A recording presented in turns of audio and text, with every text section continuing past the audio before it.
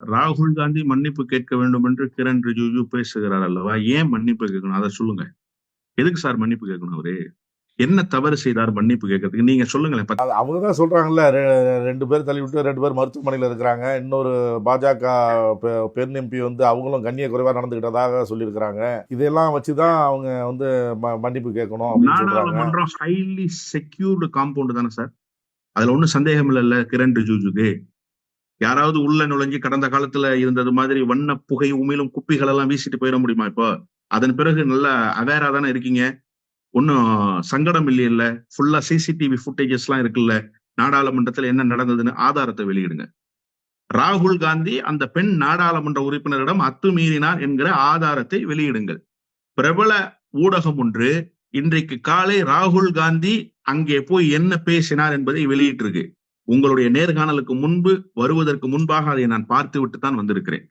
என்ன கேட்கிறாரு? ராகுல் காந்தியை நோக்கி வசவு வார்த்தைகளை பேசுகிறார்கள். நேரா போறாரு சார் ராகுல் அந்த கூட்டத்துக்குள்ள போய் சொல்றாரு, என்ன தப்பு பண்ண, என்ன எதுக்கே திட்டுறீங்கன்னு கேட்கிறாரு ராகுல்.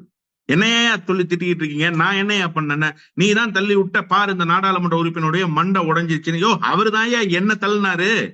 நான் ஒரு பிரிவென்ஷனுக்காக கையை வச்சு தடுத்துக்கிட்டேன். என்ன தள்ளினாரு? மல்லிகார்ஜுன கார்கேவை தள்ளினாரு. எங்களுடைய பெண் நாடாளுமன்ற உறுப்பினர்களை வந்து தள்ளினாரு. அதுக்காக நான் ஒரு ப்ரொடெக்ஷனுக்காக கையை முன்னாடி தூக்கி வச்சேன். என் கையில சாஞ்சு அவர் கீழே விழுந்துட்டாரு. விழுந்தவருக்கு கீழே அடிபட்டு மண்டை உடைஞ்சிருச்சு. நானாயா அவரை போய் தாக்கினா? அவரு தாயா என்ன தாக்க வந்தாருன்னு நேரா பாஜக நாடாளுமன்ற உறுப்பினர்கிட்ட கேட்கிறார் சார் இந்தியாவினுடைய எதிர்கட்சி தலைவர். அந்த ஃபுட்டேஜஸ் இன்னைக்கு வந்துருச்சு சார். இவர் தான் தள்ளி விட்டாரு. நடந்து போய்கிட்டு இருந்தாரு எங்க நாடாளுமன்ற உறுப்பினர். அவர் எந்த தப்பும் செய்யல. அவர் பாட்டுல ஹவுஸுக்கு வர்றதுக்காக இருந்தாரு. ராகுல் வேணும்னே போய் சட்டையை பிடிச்சு அவரை கீழே தள்ளி அவர் மண்டையை உடைச்சிட்டாருன்ற ஃபுட்டேஜா பாஜகவுக்கு துணிச்சலும் திராணியும் இருந்தால் வெளியிடட்டும். அதன் பிறகு மன்னிப்பு கேட்கணும்னு நாமே பேசலாம் சார். தப்பு கிடையாது சார்.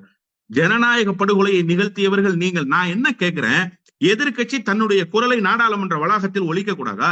இந்திய அரசியலமைப்பு சாசன சட்டத்தை உருவாக்கி தந்த, இந்தியாவினுடைய சாசன சட்டத்துக்கு தந்தை என்கிற புகழை அடைந்திருக்கிற அம்பேத்கரை நீங்கள் இழிவாக பேசுவீர்கள்.